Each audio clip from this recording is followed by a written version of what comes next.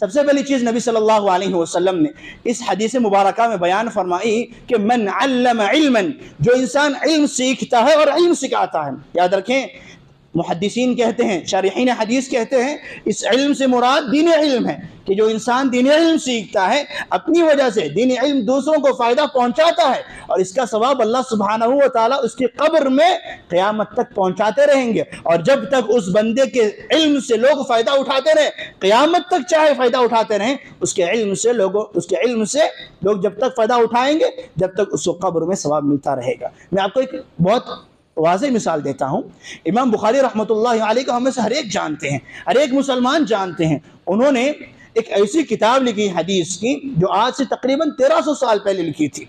1300 साल पहले उन्होंने एक हदीस की किताब लिख दी, और इतनी अजीम किताब उन्होंने लिखी कि आज तक दुनिया में हर मदरसे में, हर जामिया में किताब पढ़ाई जाती है, और इस किताब को पढ़े बगैर कोई आलिम नहीं बन सकता, कोई तालिब इल्म नहीं हो सकता। अल्लाह के नबी सल्लल्लाहु अलैहि वसल्लम के अहादीस को इन्होंने जमा किया, एक इतनी अजीम किताब लिख दी कि आज 1300 साल हो गए हैं। यहाँ मैं इमाम बुखारी की हदीस बयान आपके सामने करता हूँ, वहाँ सवाब इमाम बुखारी की कब्र में अल्लाह ताला उनको पहुँचाता है। सुभान अल्लाह। सिर्फ मैं ही नहीं, दुनिया बहुत बड़ी है। आज मैं आपके सामने खिताब कर रहा हूँ या कुछ बातें कह रहा हूँ, बाज़ लोग होंगे दुनिया के किसी खित्ते में जो सही बुखारी खोलकर पढ़ रहे होंगे, उनके हक में सवाब जारिया है, अल्लाह ने लिख दिया है। सुभान अल्लाह। और जब तक ये किताब बाकी रहेगी, इंशाअल्लाह क़यामत तक बाकी रहेगी, तो इंशाअल्लाह इमाम बुखारी रहमतुल्लाहि अलैहि के हक में क़यामत तक ये तमाम चीज़ें सदक़े जारिया के तौर पर अल्लाह सुब्हानहू व तआला शामिल करते जाएंगे। ज़रूरी नहीं कि हम भी इस जैसे एक अजीम किताब लिखें, हम अपनी हमारी जितनी इस्तिताअत है उतना हम काम करें। मैं आपको एक वाक़या बताता हूँ। इमाम ज़हबी रहमतुल्लाहि अलैहि ने सियर आलम नुबला में एक वाक़या ज़िक्र किया। हमारे असलाफ़ में से एक बहुत बड़े आलिम दीन थे, उनका नाम था अबू मंसूर अल ख़य्यात रहमतुल्लाहि अलैहि।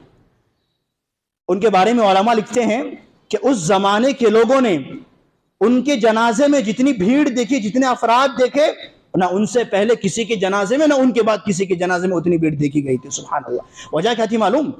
उन्होंने 70,000 तकरीबन 70,000 नाबीना लोगों को कुरान मजीद सिखाया था। सुभान अल्लाह। 70,000 नाबीना लोगों को उन्होंने कुरान मजीद पढ़ना सिखाया था। और जानते हैं, इमाम समानी रहमतुल्लाहि अलैहि नाम के एक आलिम दीन हैं, वो कहते हैं कि जब इनका इंतकाल हुआ, जो कुरान पढ़ाया करते थे अबू मंसूर अल ख़य्यात रहमतुल्लाहि अलैहि, जब इनका इंतकाल हुआ, मेरे ख्वाब में आए, मैंने इनसे पूछा, माज़ा फ़अल अल्लाहु बिक, अल्लाह ने तुम्हारे साथ क्या हसर किया, तुम्हारे साथ क्या मामला किया अल्लाह ने, बताओ। उन्होंने कहा, वो पूछना चाह रहे थे कि अल्लाह ने क्या तुम्हारी मग़फ़िरत कर दी, या तुम्हारे कोई ऐसे गुनाह हैं जिसकी वजह से तुम्हें सज़ा मिल रही है। ख्वाब में से नेक लोगों को दिखाया जाता है। उन्होंने क्या कहा मालूम? वो कहते हैं, गफ़रल्लाहु ली बितालीम सिबियान अल फातिहा। सुभान अल्लाह। उन्होंने अपनी पूरी जिंदगी कुरान मजीद पढ़ाई थी, मगर ख्वाब में वो कह रहे हैं कि अल्लाह सुब्हानहू व तआला ने मेरी मग़फ़िरत कर दी।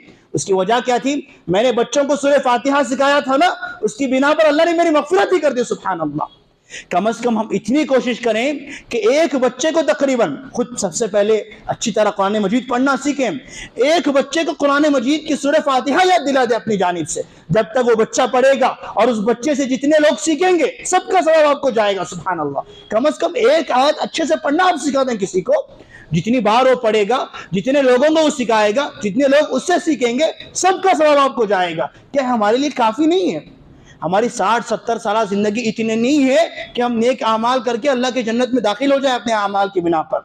लेकिन अल्लाह ने ये सिलसिला रखा है, हम किसी को सिखा कर जाते हैं, किसी को बता कर जाते हैं, हमारा इंतकाल भी हो जाए, गर्चे के हम 60 साल के बाद मर चुके हैं, मगर हमारे नामे आमाल की किताब अभी खुली हुई होती है।